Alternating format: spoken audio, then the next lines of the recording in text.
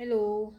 So, ayun, i-share ko na guys, yung mga marami nagtatanong kasi kung paano daw ginawa ko dun sa Gcash ko na walang OTP dumadating. Noon guys, ang ginawa ko noon, kung bakit walang OTP dumadating sa akin, ang ginawa ko, pumasok ako doon sa GG Gcash, doon ako nag-inquire nung una. Then, doon ako nagtatanong kung bakit walang OTP dumarating sa SIM ko na smart. And then, nung nag-chat ako doon, nako-connect ako dati doon sa Gmail nung mismong Gcash. Ito, ipapakita ko dito.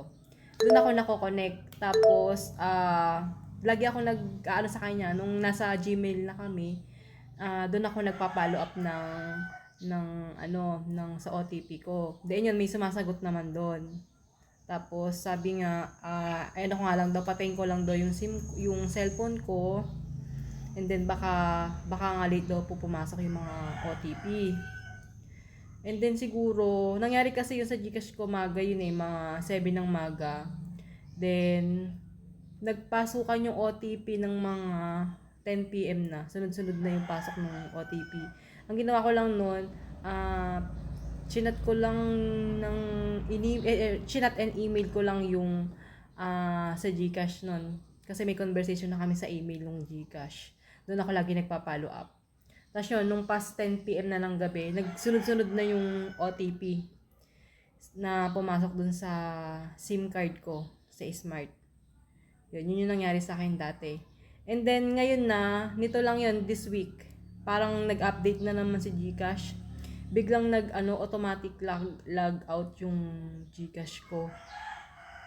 And then, yung SIM card ko pala ay may problema na sobrang tagal na kasi nung SIM card ko, yung Smart. Hindi ko pa siya napapapalitan. Nag-aano lang ako nang wala kasi ako masyadong time ngayon, pero papapalitan ko na siya. Then nagtext na rin kasi sa akin yung Smart na kailangan ko na talagang palitan yung SIM card ko kasi super tagal na. Siguro 2010 pa yung SIM card ko. Then pinapa-update na nga para maging 5G na. 5G na ata yung para gawing 5G na yung SIM card ko. Kasi 3G pa lang yung SIM card ko Sobrang tagal na. Then yun, nangyari na naman sa akin ngayon, yun nga, wala na naman pumasok na OTP. Ngayon, previous na yun, ngayon na. And then, tinry ko na yung ginawa ko dati, kay Gcash na apps, yung GG ba yun? Basta doon ako nag-follow up. Kaso, hindi na ako nadadirect sa email.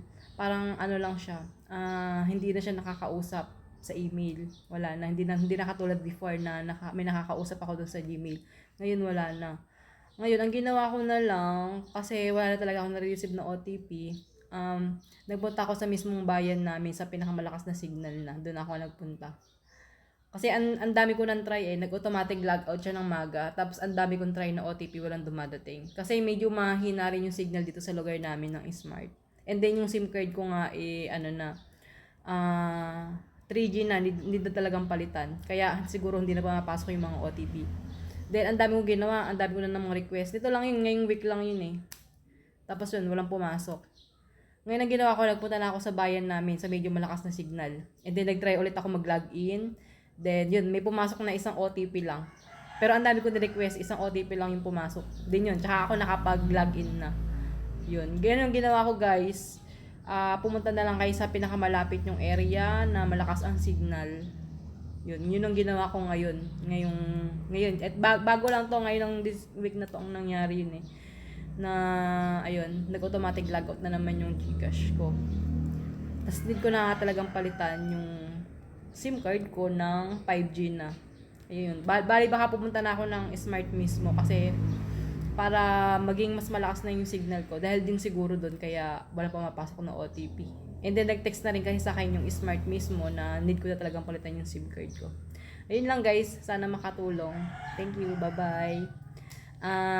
Follow for more update sa mga ganitong mga actual na nangyayari. Bye-bye.